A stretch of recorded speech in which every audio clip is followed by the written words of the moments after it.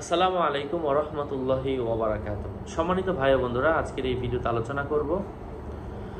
প্রশ্ন এসেছিল যে হুজুর, নাকের নরম জায়গা পর্যন্ত পানি পৌঁছানোর মানে কি নাকের গোড়ার হাড় পর্যন্ত পানি পৌঁছানো, এটা কি আসলে সঠিক? এ বিষয়ে ইসলাম কি বলে? আলোচনা বুঝতে ধৈর্য ধরে সাথেই থাকবেন। আমাদের ছোট্ট ইউটিউব চ্যানেলটি সাবস্ক্রাইব করতে ভুলবেন না। তো এ বিষয়ে আমরা আপনাদের সাথে আলোচনা করব। সেটা হচ্ছে যে আপনার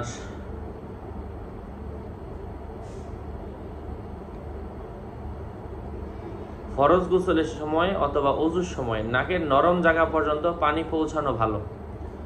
ফরজ গোসলের সময় অথবা ওযু করার সময় নাকের নরম জায়গা পর্যন্ত পানি পৌঁছালে আপনার ওযু অথবা গোসলটা খুব ভালোভাবে আদায় হয়। এজন্য অবশ্যই পানি পৌঁছাবেন, এবং পানি পৌঁছানোর মানে হলো নাকের ভিতরে হাড় পর্যন্ত অথবা ভিতরে নরম জায়গা, একবারে শ্বাসনালী পর্যন্ত, ভিতরে যতটুকু দেওয়া যায় এই পর্যন্ত আনুমানিক।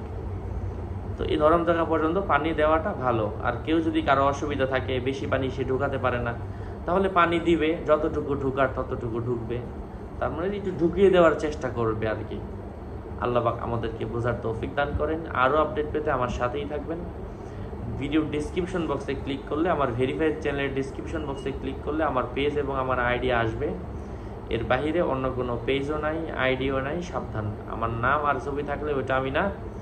প্রত্যেকটা ভিডিওতে আমরা সাবধান করি, সতর্ক করি। আমার কোনো ইমো নাই, হোয়াটসঅ্যাপ নাই, কারণ অনেকেই আমার নাম অথবা আমার বিভিন্ন ভিডিওগুলো দিয়ে মানুষকে ধোঁকা দেয়। এই জন্য সাবধান। আসসালামু আলাইকুম ওয়া রাহমাতুল্লাহি ওয়া বারাকাতুহু।